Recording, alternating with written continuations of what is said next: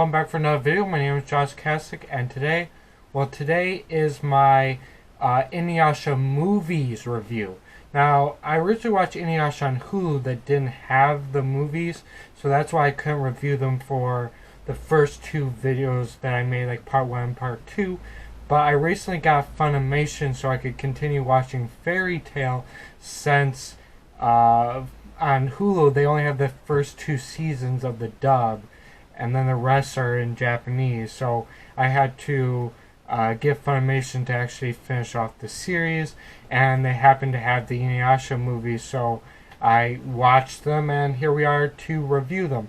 So essentially, as a lot of anime movies goes, when they're with the TV series, they're not really well connected per se, except for like the second movie, because one of the characters in that movie actually shows up in the show, and you're like, and you don't really, unless you watch that movie, you're like kind of confused because that character already knows the main cast. Inuyasha, Kagome, Snippo, Moroku, and Sango, and all of them. So he already knows them. So it's kind of confusing unless you watch that movie, and that's the second movie. So since they're just movies, I'll kind of go over the basic plot of them.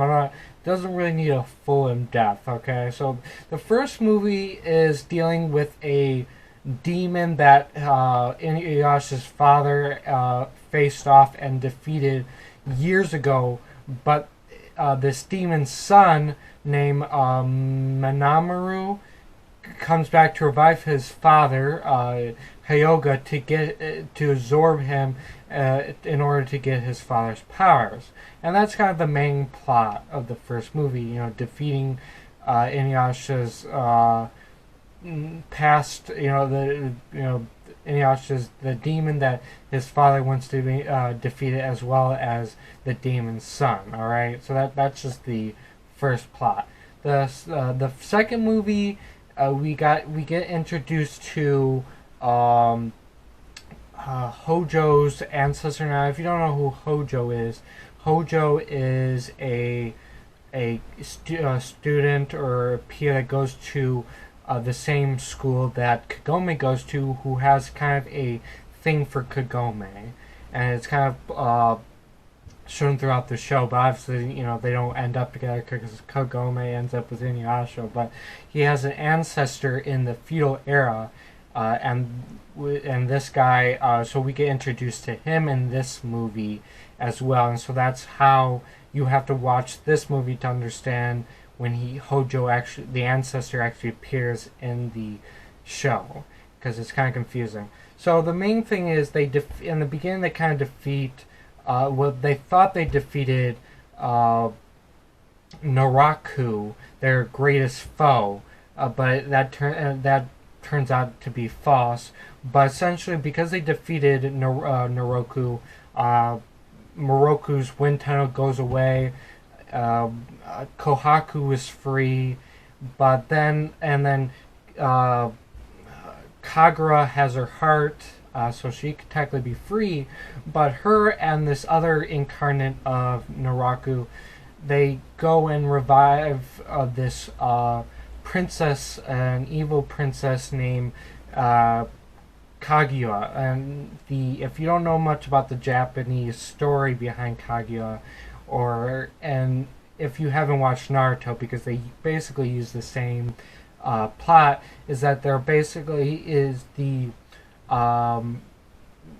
princess that came from the moon to Earth and then went back to the moon. So it has the power of the moon and stuff like that. And so this is much more of a dark telling, and she wants to entrap the world in an eternal darkness of the full moon. So obviously that's the first plot, but that's kind of the plot of the second movie, defeating her.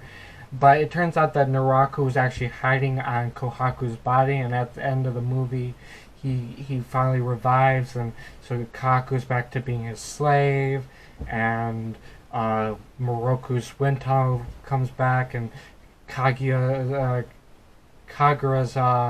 heart goes back to Naraku, so it, make sure that the plot stays within the show. Like, you can't just then it has to fit the plot, because obviously in the show, Moroku, and still near the end of the show, still had the wind tunnel until they defeated Naraku.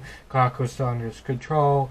Kaguya still didn't have her heart, so obviously they would have to correct all that at the end of this movie to fit within the story.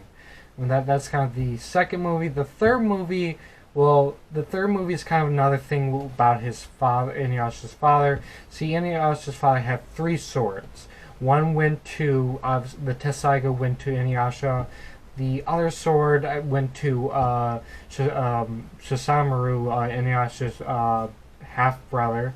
And I forgot what that's called. Was it the Tenseiga?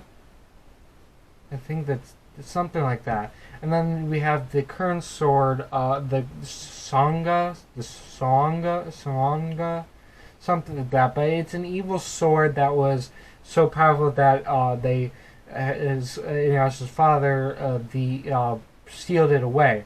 Now, kind of the movie starts off kind of we see Inuyasha's mother pregnant with her unborn Inuyasha, but she's about to give birth when a guy in the village that she lives in, who was also in love with her, who doesn't like the fact that the demon took her from her, basically, and thought that she's been poisoned by this guy, or not really poisoned, but like, what he describes as kind of a poison of demon, like she's been turned and stuff like that.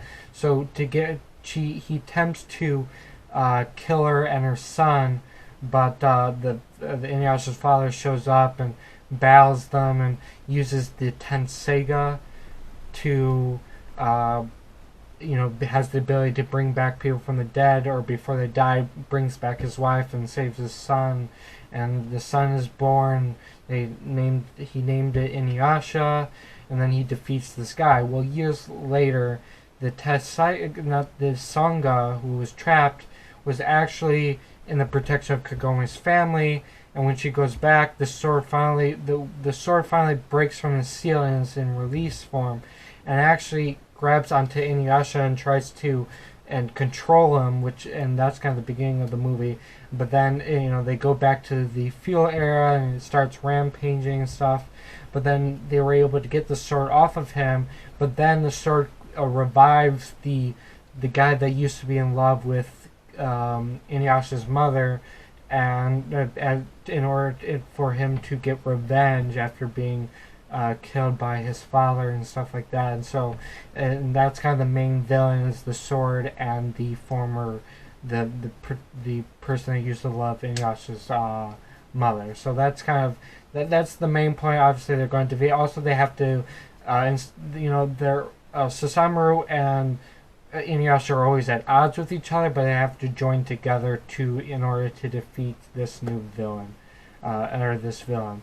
The fourth movie is interesting. It's kind of basically there's an island that appears every once in a while with half demons there, but it's ruled over these 4, they call themselves war gods or whatever, and they were trapped by the priestess on this island, who originally wanted to create this island for both half demons and their parents, both demons and obviously humans, the human demon parents, because the outside world would shun them, and so because they don't understand that demons are supposed to hate humans and humans hate demons, so this was a place so that they can just be themselves and stuff, and where these gods appear, and the priestess was able to defeat them and stuff, but these guys had control over these half demons, and there was this fire kind of pit type thing where they've been sending half demons there, and this allows their powers to go to them so they can get their powers back after being locked by the priestess and stuff like that. So that's kind of what's going on here. And when these half demons do die, they actually become fireflies, which is kind of interesting. But essentially, when Inuyasha and Kikyo show up there, but if you get clawed by these demons or whatever, you actually can't leave the island. So none of these kids can really leave the island, but or basically Inuyasha does get cut. But I forgot how he left. Kikyo and him were able to leave. Now this is like 50 years before the current timeline in the feudal era, and so that's kind of what is going on there. But Inuyasha can all show up on the island again during the name timeline, and I said they have to defeat these war gods. Now all these, they were able to go back to this island because one of the girls, half demons, was actually able to escape, but unfortunately all the other ones got clawed, so they couldn't escape the island.